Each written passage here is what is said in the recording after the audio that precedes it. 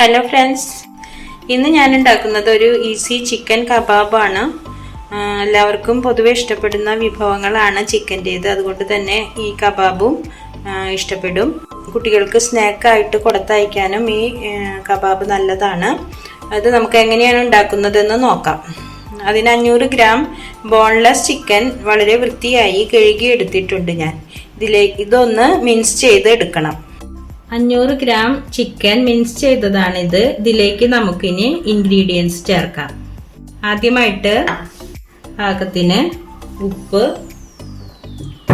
ഒരു മീഡിയം സവാള, 1 table spoon കടലമാവ്, 3 പച്ചമുളക് കൊത്തി അരിഞ്ഞത്, മല്ലിയില 2 ടേബിൾ സ്പൂൺ, കോൺഫ്ലവർ 1 ടീസ്പൂൺ, കുരുമുളക് പൊടി 1 ടീസ്പൂൺ, സിന്നമൺ പൗഡർ പട്ട പൊടിച്ചത് 1/4 ടീസ്പൂൺ, ജീരകം പൊടിച്ചത് വറുത്ത് പൊടിച്ചത് 1 teaspoon, ginger garlic paste 1 teaspoon, നെയ്യ് 1 ടീസ്പൂൺ. ഇതെല്ലാം ചേർത്ത് നമുക്ക് നന്നായി ഒന്ന് കുഴച്ച് വെക്കാം. ഒരു 1.5 ടീസ്പൂൺ ചില്ലി ഫ്ലേക്സും കൂടി ചേർക്കണം.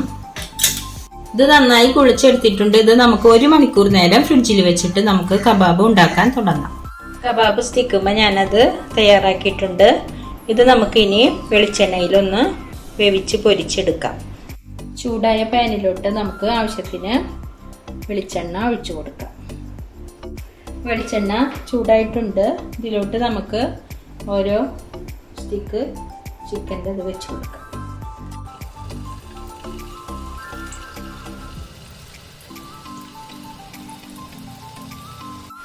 നന്നായിട്ട് നോക്കട്ടെ.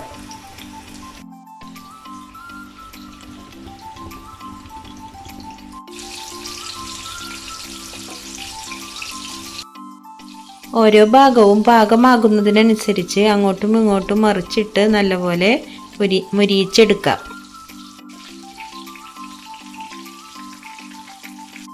എല്ലാ ഭാഗവും വെന്ത് കഴിയുമ്പോൾ നമുക്കത് ഓരോന്ന് പാനിൽ നിന്ന് പുറത്തെടുത്ത് വെക്കാം.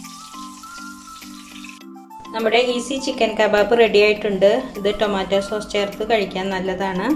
എല്ലാവരും ഉണ്ടാക്കി നോക്കുമല്ലോ, നമ്മളെ ഒന്ന് സപ്പോർട്ട് ചെയ്യുമല്ലോ. Thank you.